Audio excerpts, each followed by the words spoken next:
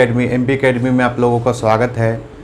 आज जो हम लोग पढ़ रहे हैं the physical properties of the isotopes of an element are different.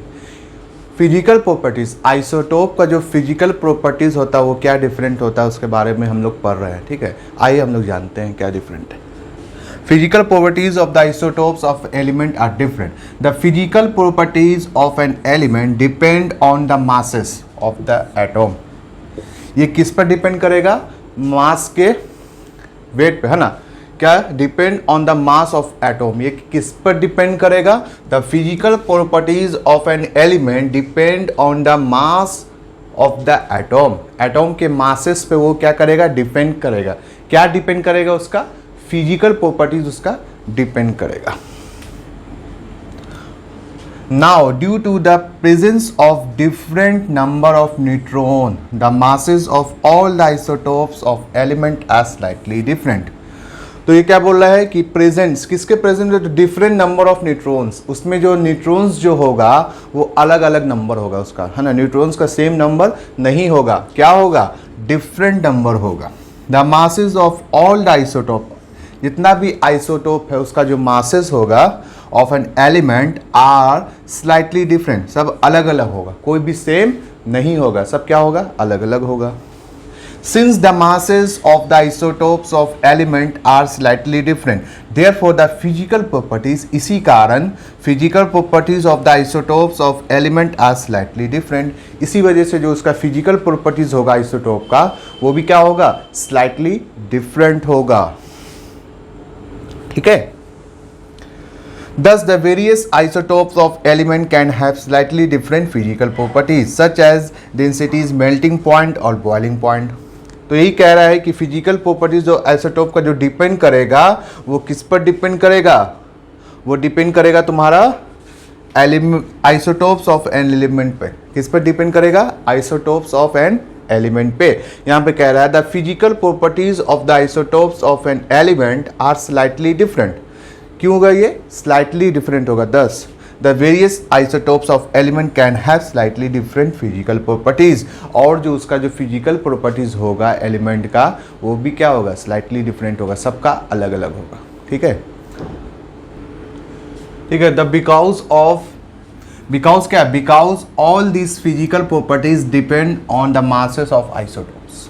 मैं कह रहा है कि जितना भी चीज़ हम लोगों ने पढ़ा वो सब किस पर डिपेंड कर रहा है? वो सब डिपेंड कर रहा है मासेस ऑफ आइसोटोप्स। आइसोटोप का क्या मास है ना। आइसोटोप के मासेस पे सब क्या कर रहा है? डिपेंड कर रहा है। ठीक है, यहाँ तक कि समझ में आ गया होगा, आई होप। ठीक है, उसमें सिर्फ थ्योरेटिकली था, उसको समझना तो कुछ खास था नहीं। उससे पहले हम लोग जो है अच्छे से उस पर डिस्कस कर चुके हैं, अच्छे से उसको समझ चुके हैं। बस इसको आप नोट डाउन कर लीजिए और एक थ्योरेटिकली एक दो बार उसको क्या पढ़ लीजिएगा, बात समझ में आ जाएगा। ठीक है, ठीक है, नोट डाउन कर लीजिए। चलते हैं हम लोग आगे फॉरवर्ड टॉपिक की तरफ। ठीक है, तो हम लोग पढ़ रहे हैं फ्रैक्शनल एटॉमिक मास और average atomic mass. Fractional atomic mass और एवरेज एटॉमिक मास। ठीक है, the mass of an atom of any natural element is taken is the average mass of all the naturally occurring atom of that element. If an element has no isotope, then the mass of its atom would be the same as the number of proton and neutron. क्या कह रहा है? If an element has no isotope, जिसमें isotope नहीं होता है, then the mass of its atom would be the same as the number of protons and number of neutrons in it. तो उसमें जो है जितना नंबर ऑफ प्रोटॉन्स होगा उतना ही नंबर ऑफ न्यूट्रॉन्स होगा। ठीक है, बात समझ आएगा, सेम रहेगा। But if an element occur in isotopic form, अगर वो एलिमेंट आइसोटोपिक फॉर्म में अकर करेगा, अगर आइसोटोपिक फॉर्म उसमें पाया जाएगा, then we have to know the percentage of each isotopes forms and then the average mass is calculated. तो जो उसका एवरेज मास है उसको हम लोग क्या कर सकते हैं? कैलकुलेट कर सकते हैं। Average masses of all the naturally occurring atoms of that element. ठीक है, average mass naturally atom occurring of atom of that element, average mass of all the naturally occurring atom, जो भी नेचर में पाया जा रहा है वो एटम का जो एवरेज मास होगा ठीक है, that element, if an element has no isotope, अगर उस एलिमेंट का कोई भी आइसोटोप्स नहीं होता है, then the mass of its atom would be the same, उसका मास जो होगा उस एटम का क्या होगा, सेम होगा, as the sum of protons and neutrons in it, उसमें जितना नंबर ऑफ प्रोटॉन होगा उतना ही नंबर ऑफ न्यूट्रॉन होगा। But if an element occurring in isotopic form, अगर वो आइसोटोपिक फॉर्म में पाया जाएगा तो we have to know the percentage of each isotopic form and the average mass is calculated, तो उसका हम लोग एवरेज मास कैलकुलेटेड कर सकते हैं। तो फ्रैक्शनल एटॉमिक मास और एवरेज एटॉमिक मास का ये एक थ्योरेटिकली था जिसको हम लोग ने अभी लिखा। आई होप कि आपको समझ में आया होगा, उसको नोट डाउन कीजिए, फिर आगे हम लोग इसको बारे में और थोड़ा डिटेल पढ़ते हैं, ठीक है, जब तक, ठीक है। तो हम लोगों ने थ्योरी बेस देख लिया था, अब उसका थोड़ा कैलकुलेट करके देख लेते हैं। यहाँ पे फैम का मतलब क्या है, फ्रैक्शनल एटॉमिक मास और एवरेज एटॉमिक मास, ठीक है। तो Cl क्लोरीन 35 है, क्या है इसमें, क्लोरीन 35, तो क्लोरीन 35 का जो फैम है फंक्शनल एटॉमिक मास वो कितना है, 75% है, और Cl 37 का जो फंक्शनल एटॉमिक मास है वो कितना है, 25% है। तो Cl का ये क्लोरीन एलिमेंट है, ये एलिमेंट का नाम क्या है, क्लोरीन, है ना, ये Cl एलिमेंट मतलब क्लोरीन एलिमेंट है। तो फंक्शनल एटॉमिक मास हम लोग निकालते हैं तो 75% किसका, क्लोरीन 35 का इतना हो गया, है ना।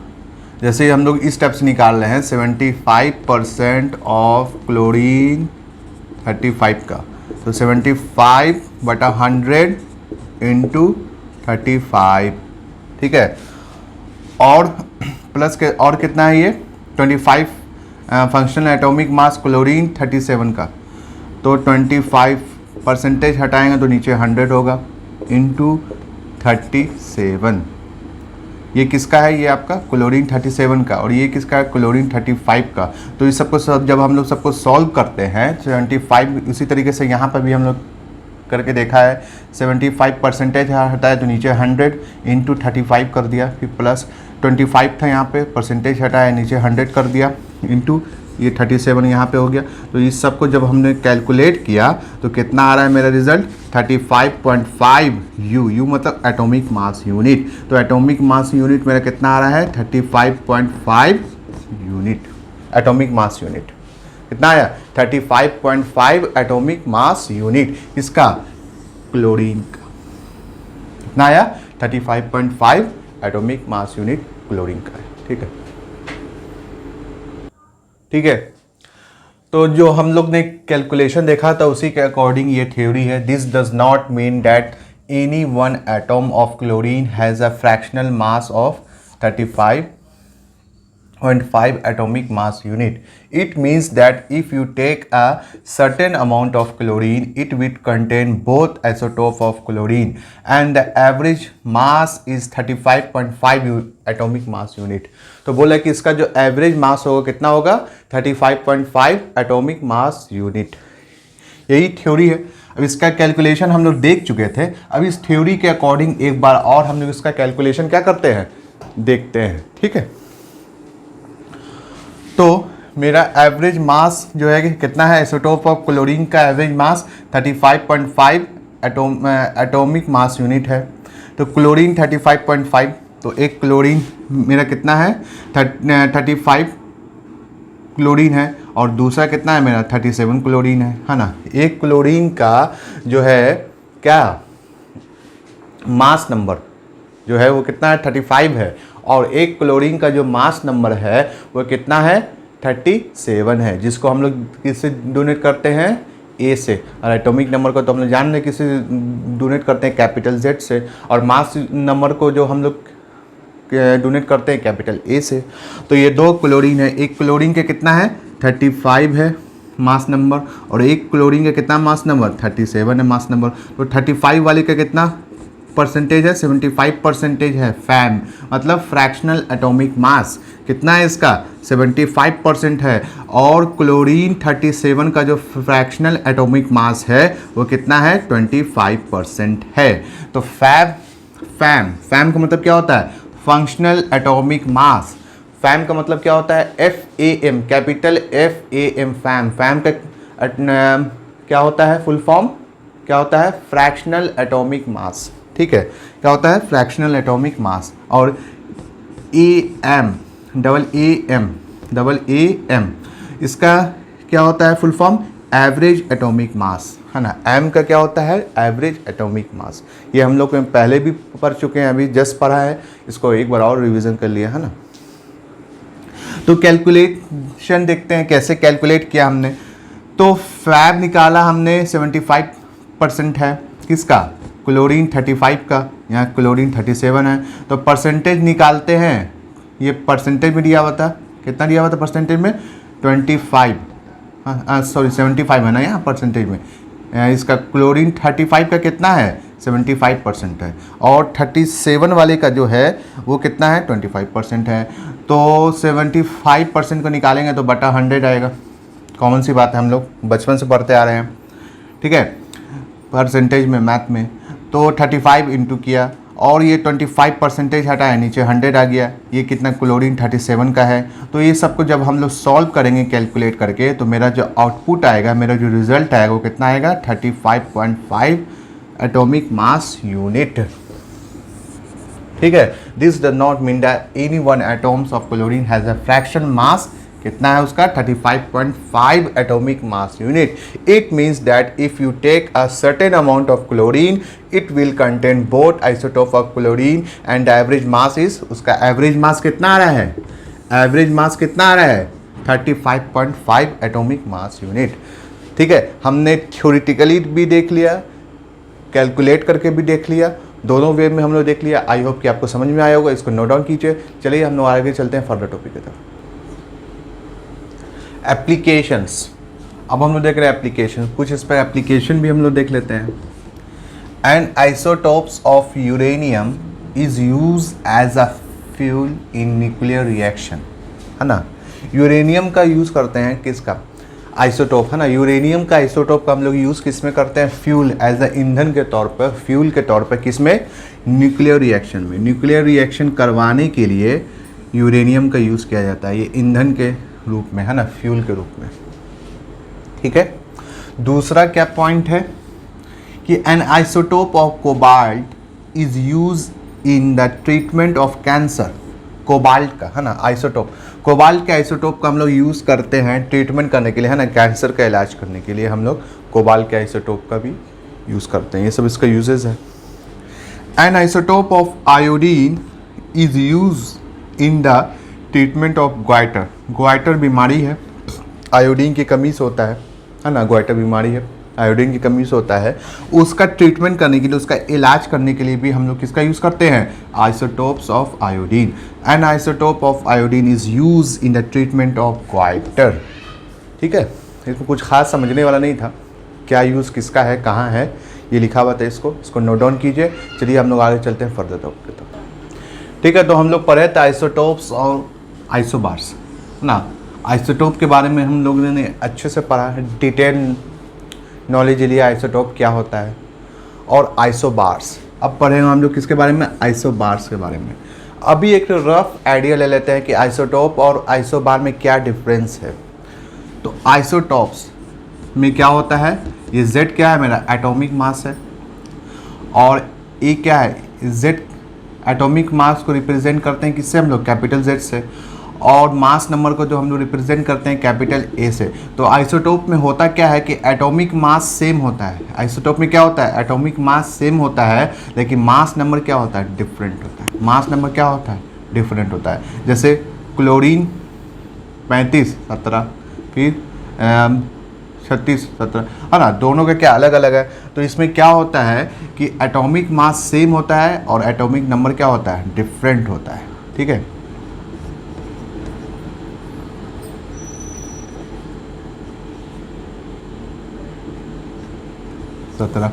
क्लोरीन 35 और दूसरा क्लोरीन 17। और आइसोबार्स में क्या देखते हैं हम लोग कि एटॉमिक नंबर क्या होता है, डिफरेंट होता है, और मास नंबर जो होता है वो क्या होता है, सेम होता है। इसका जस्ट क्या है, अपोजिट है। आइसोबार जो है आइसोटोप का क्या है, जस्ट अपोजिट है। ठीक है, आई होप समझ में आ गया होगा। इसका जस्ट ये अपोजिट है। ठीक है, इसको नोट डाउन कीजिए। आगे चलते हैं हम लोग फर्दर टॉपिक की तरफ। आइसोबार्स, ठीक है, आइसोबार्स देख रहे हैं हम लोग। Isobars are the atoms of different element having different atomic mass. Isobars में हम लोग क्या पढ़ा कि इसमें जो एटॉमिक मास होता है वो क्या होता है, डिफरेंट होता है। मास नंबर जो होता है क्या होता है, सेम होता है। इसमें क्या होता है, Z जो होता है वो क्या होता है, डिफरेंट होता है। मतलब आइसोटोप का ये जस्ट अपोजिट है। और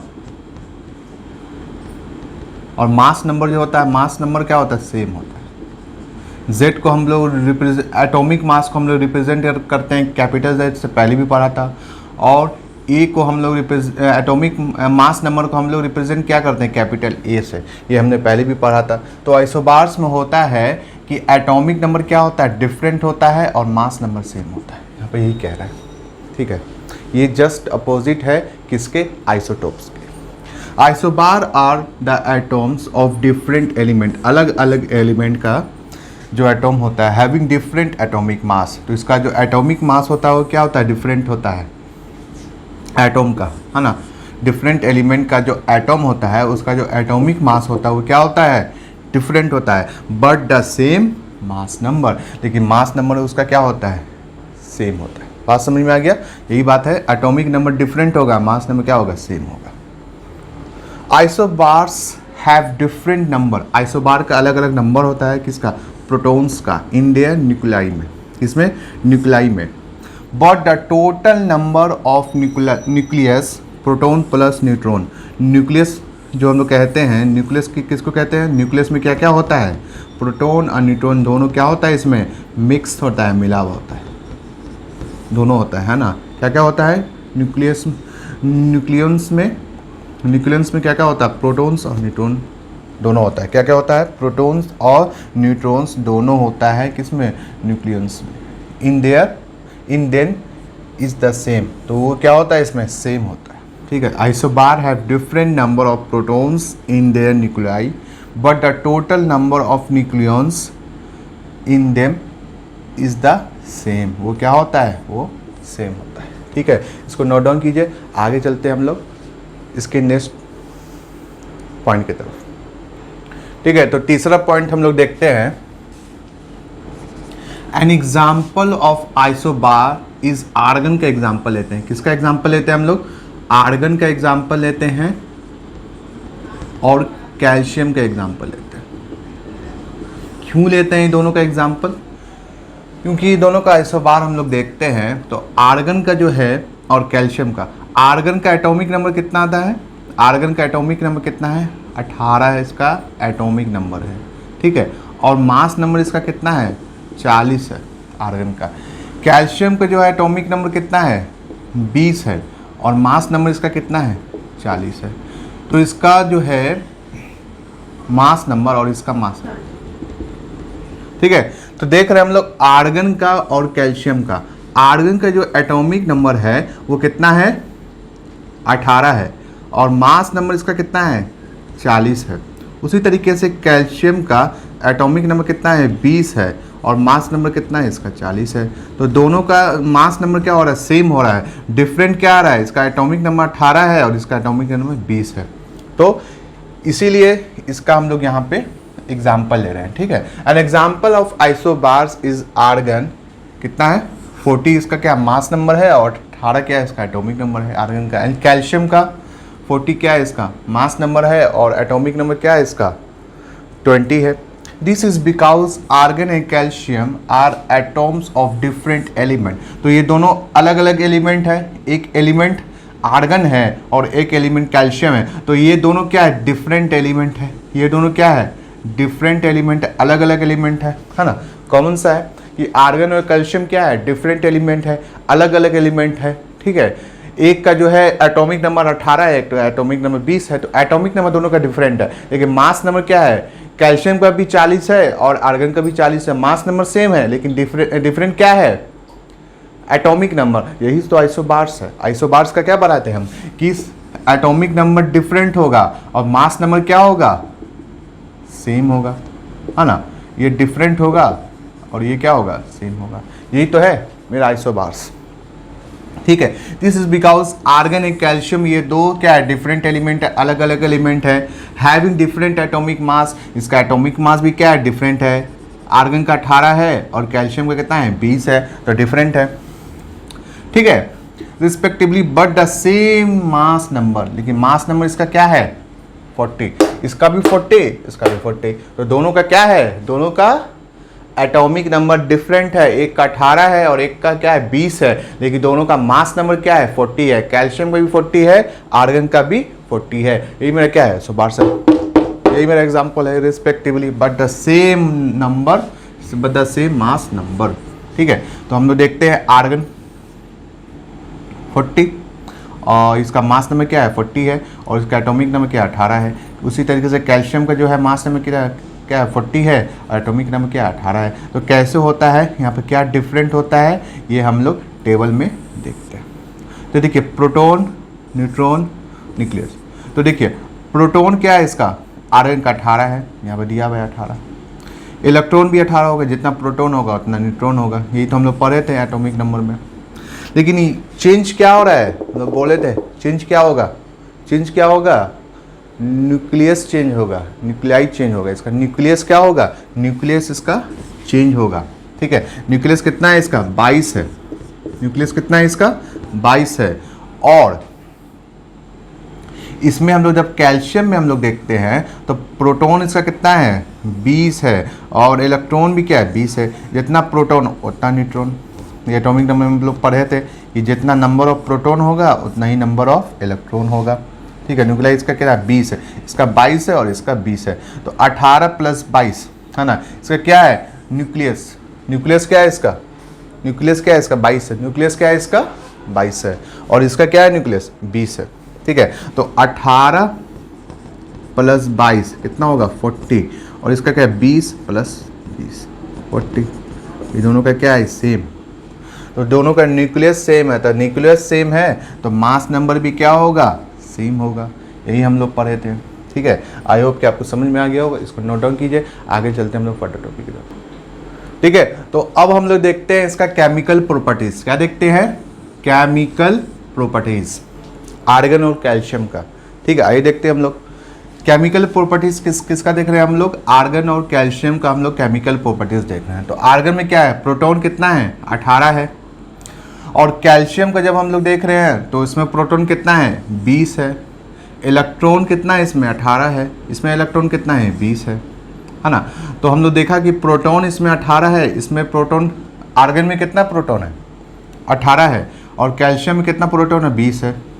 इसीलिए इसका क्या है, एटॉमिक नंबर डिफरेंट है, इसका 20 है, इसका 18 है। उसी तरह से इलेक्ट्रॉन में हम लोग देख रहे हैं तो इसका 18 है, लेकिन इसमें क्या है, इसमें भी 20 है। तो प्रोटॉन भी 20 है और इलेक्ट्रॉन भी 20 है, किसका, कैल्शियम का। और आर्गन में जब हम लोग देख रहे हैं तो प्रोटॉन भी 18 है, इलेक्ट्रॉन भी 18 है, तो ये दोनों सेम है। यहाँ पर भी सेम हो रहा है और यहाँ पर भी क्या हो रहा है, सेम हो रहा है। अब न्यूट्रॉन में हम लोग देखते हैं इसका कितना हो रहा है, 22 हो रहा है ना। कितना हो रहा है इसका, न्यूक्लियाई में, न्यूक्लियंस में इसका 22 हो रहा है और इसका 20 हो रहा है। न्यूक्लियाई ये क्या है, इसका सिंगुलर है, और न्यूक्लियंस जो है इसका क्या है, पुलर है। ये दोनों में डिफरेंस है, कुछ खास डिफरेंट नहीं है। न्यूक्लियाई क्या है, सिंगुलर है, और न्यूक्लियंस क्या है, पुलर है, ठीक है। तो इसमें देख रहे हैं तो कितना आ रहा है, आर्गन का 22 आ रहा है, और इसमें कैल्शियम का कितना आ रहा है, 20 आ रहा है। तो यहाँ पर डिफरेंट है, यहाँ पर 2 का डिफरेंट है। कितने का डिफरेंट है, 2 का डिफरेंट है। इसी वजह से जो है आर्गन का क्या है, एटॉमिक नंबर 18, और कैल्शियम मास नंबर कितना है इसका, डिफरेंट है ना। आर्गन का एटॉमिक नंबर 18 है और मास नंबर कितना है, 40 है। उसी तरीके से कैल्शियम में क्या है, एटॉमिक नंबर 20 है, तो डिफरेंट यहाँ पे 18 और यहाँ पे भी यही डिफरेंस हो रहा है। और बाकी मास नंबर जो है दोनों का क्या है, सेम है। तो होने का, डिफरेंट होने का रीज़न क्या है, एटॉमिक नंबर डिफरेंट होने का, ये डिफरेंट होने का रीज़न जो है यहाँ पे क्लियर हो रहा है। ठीक है, number of E electron, number of E का मतलब क्या है, इलेक्ट्रॉन। तो देखते हैं हम लोग नंबर ऑफ इलेक्ट्रॉन में, तो ई सी यहाँ पे दिया हुआ है क्या, नंबर ऑफ इलेक्ट्रॉन में जब जाते हैं तो हम लोग क्या देखते हैं, ई सी। ई सी का मतलब क्या है, इलेक्ट्रॉनिक कन्फिग्रेशन, इलेक्ट्रॉनिक कन्फिग्रेशन। तो इसका इलेक्ट्रॉनिक कन्फिग्रेशन जो है आर्गन का और कैल्शियम का जो इलेक्ट्रॉनिक कन्फिग्रेशन है, इलेक्ट्रॉनिक कन्फिग्रेशन जो है वो क्या है, वो डिफरेंट है। वो क्या है, वो डिफरेंट है ना। आर्गन और कैल्शियम का जो इलेक्ट्रॉनिक कन्फिग्रेशन है वो क्या है, वो डिफरेंट है। आई बात समझ में। और इसका वैलेंस इलेक्ट्रॉन है ना, अब इलेक्ट्रॉनिक कन्फिग्रेशन हम लोग देखा वो डिफरेंट है, अब उसके बाद क्या देखा हम लोग, वैलेंस इलेक्ट्रॉन। तो इसी के वजह से जो है आर्गन के कितना हो रहा है, एटॉमिक नंबर 18, आर्गन कितना हो रहा है, एटॉमिक नंबर 18 और मास नंबर 40। उसी तरीके से कैल्शियम का क्या हो रहा है, एटॉमिक नंबर 20 और मास नंबर 40। तो मास नंबर दोनों का सेम है लेकिन एटॉमिक नंबर दोनों का क्या है, डिफरेंट है। तो यही हम लोग आइसोबार्स में पढ़ रहे थे, फिजिकल और केमिकल।